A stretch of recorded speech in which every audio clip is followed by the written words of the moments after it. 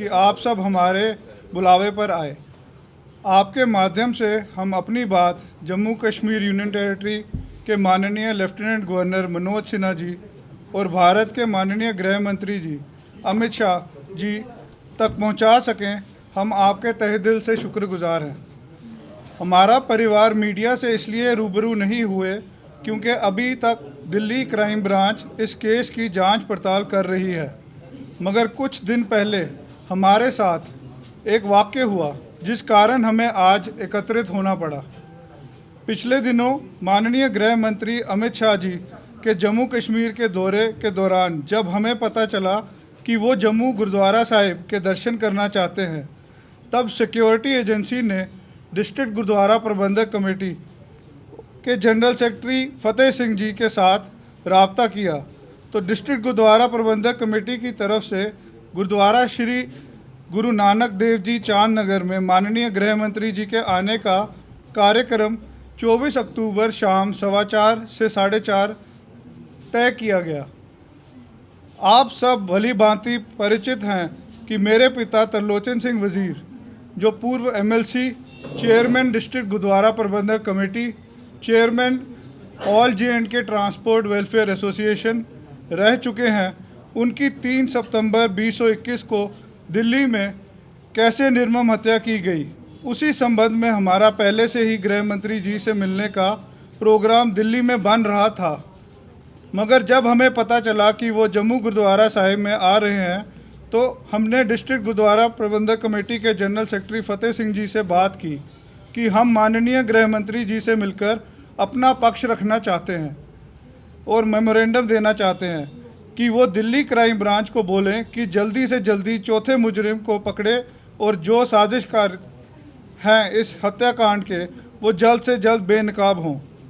District gurdwara प्रबंधक committee और तमाम संस्थाओं ने मिलकर एक आवाज़ में त्रिलोचन सिंह वज़ीर के हत्याकांड में साजिशकर्ताओं को बेनकाब करने की श्री अमित शाह जी से गुहार लगाने की मंशा जाहिर की और सबने मिलकर एक मेमोरेंडम तैयार किया।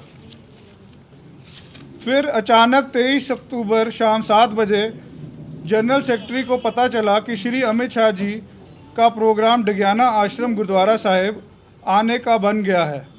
तो हम सब मिलकर 24 अक्टूबर को सुबह महंत मंजीत सिंह जी, जो कि वहाँ के मुखी हैं, उनसे मुलाकात की और श्री अमित शाह जी से मिलने की और उनको मेमोरेंडम देने की बात की।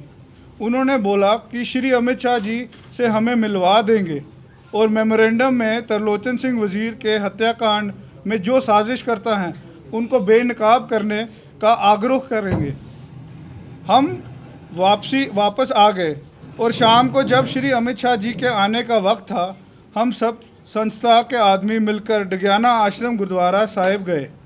तो हम सब ये देखकर हैरान हो गए कि स्वर्गवासी त्रिलोचन सिंह वज़ीर, जिनके हत्याकांड की FIR में जिनका नाम है, वो माननीय गृह मंत्री जी को संबोधित कर रहे हैं।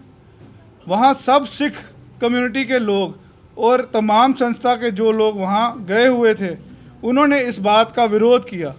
मगर हमने डेरे की इज्जत और श्री अमित शाह जी का मान रखते हुए कि ये तो उनकी गलती है जो प्रोग्राम के ऑर्गेनाइज़र हैं, हमने सबसे रिक्वेस्ट की कि हम प्रोग्राम के बाद श्री अमित शाह जी से 5 मिनट का वक्त लेकर बात करेंगे और उनको मेमोरेंडम देंगे।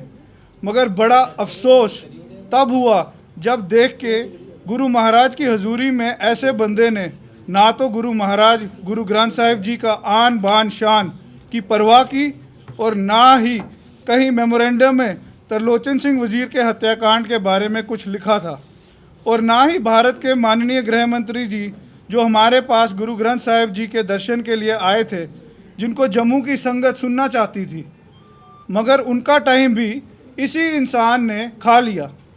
हम माननीय गृह मंत्री जी के आभारी हैं जिन्होंने अपने कीमती समय से समय निकालकर गुरु ग्रंथ साहिब जी के दर्शन किए और सिखों का मान रखा।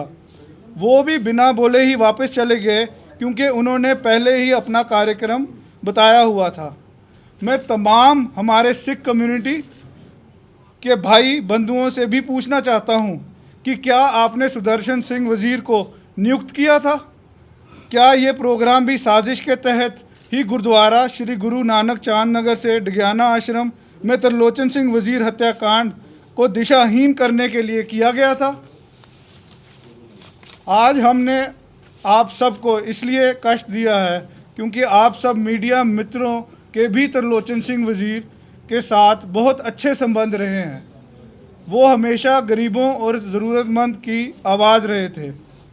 आप सब मिलकर हमें इंसाफ दिलवाएं। हमारी आवाज़ को माननीय गृह मंत्री श्री अमित शाह जी और जम्मू कश्मीर यूनियन टेरिटरी के एलजी माननीय श्री मनोज सिन्हा जी तक पहुंचाएं। हम पहले भी एक बार श्री मनोज सिन्हा जी से मिल चुके हैं। उन्होंने हमें आश्वासन दिया था कि वो त्रिलोचन सिंह वजीर के हत्याकांड के साजिशकर्ता को बेनकाब करने में पूरा प्रयास करेंगे। हमें भारत के न्याय व्यवस्था पर पूरा भरोसा है। कोई भी साजिशकर्ता कुछ समय के लिए अपने आप को छुपा तो सकता है मगर कानून की नज़र से बचा नहीं सकता। हम माननीय गृह मंत्री जी से विनम्रतापूर्वक निवेदन करते हैं कि वो इस केस में वो अपने हस्तक्षेप से त्रिलोचन सिंह वजीर और उनके परिवार को इंसाफ दिलवाएं। मैं फिर से आप सबका हृदय से आभार व्यक्त करता हूं और उम्मीद करता हूं आप आगे भी सच की आवाज़ बनकर इस हत्याकांड की गुत्थी का सुलझाने में त्रिलोचन सिंह वजीर और उनके परिवार का पूर्ण सहयोग करेंगे। धन्यवाद। वो एफआईआर जो है वो हम आपके साथ इस प्रेस रिलीज़ के साथ शेयर करेंगे। आपको उस प्रेस रिलीज़ में और एफआईआर में वो सब नाम का पता लग जाएगा। हरमीत का रहा तो बाद में यहाँ से पकड़े गए, लेकिन हरप्रीत अभी काउंट कर रहा है जी। जिसकी जिक्र आप कर रही है कौन है? जी, हमारी एफआईआर में वो सब जिक्र हुआ है, कौन से साजिश करता है और किन एक्यूज़ का नाम आया हुआ है, उन सब का एफआईआर में सब जिक्र किया गया है। आपकी स्टेटमेंट में जिक्र है या एफआईआर में? नहीं, एफआईआर में जो आपके साथ हम शेयर करेंगे प्रेस रिलीज़ में। मतलब आपको वहाँ पे अपॉर्चुनिटी मौका नहीं दिया गया अमित शाह साहब से बात करने का?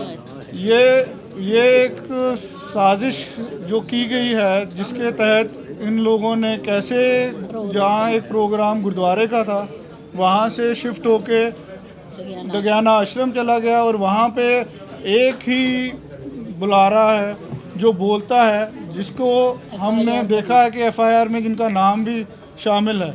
तो इन चीज़ों को हम आज आपके माध्यम से बताना चाहते थे।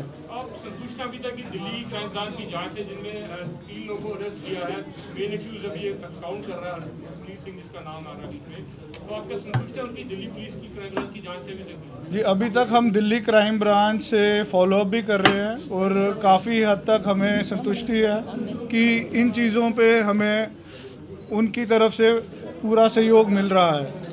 लेकिन जब तक चौथा शख्स जो एक्यूज्ड है हरप्रीत सिंह खालसा, उसकी अभी पूर्ण पकड़ा उसे गया नहीं है और उसके बारे में अभी हम फॉलोअप कर रहे हैं क्राइम ब्रांच के साथ और वो जल्द ही पकड़ा जाएगा, इसका आश्वासन हमें क्राइम ब्रांच ने दिया है। सीबीआई को ये केस दिया जाए, सीबीआई इन्वेस्टिगेट करे इस केस को, तो क्या आप इसको इको करते हैं या अभी दिल्ली क्राइम ब्रांच पे लड़ाई कर रहे हैं? जी, अभी हम दिल्ली क्राइम ब्रांच के साथ इस चीज़ का फॉलोअप कर रहे हैं और उनका हमें सहयोग मिल रहा है, जिस वजह से अभी हम क्राइम ब्रांच के साथ चल रहे हैं। स्टार्टिंग से क्वेश्चन है कि हरप्रीत फैमिली के टच में कैसे आया? ये काइंडली इसको अनफोल्ड करें कि वो कैसे आया फैमिली के टच में? ये वजीर साहब के कांटेक्ट में कैसे आया? ये मैटर ऑफ इन्वेस्टिगेशन है और हम इस चीज़ को अभी डिस्क्लोज करना ये हमारे पक्ष की नहीं सही रणनीति रहेगी। जब इन्वेस्टिगेशन होगी उसके बाद हम इस बारे में खुलासा करेंगे।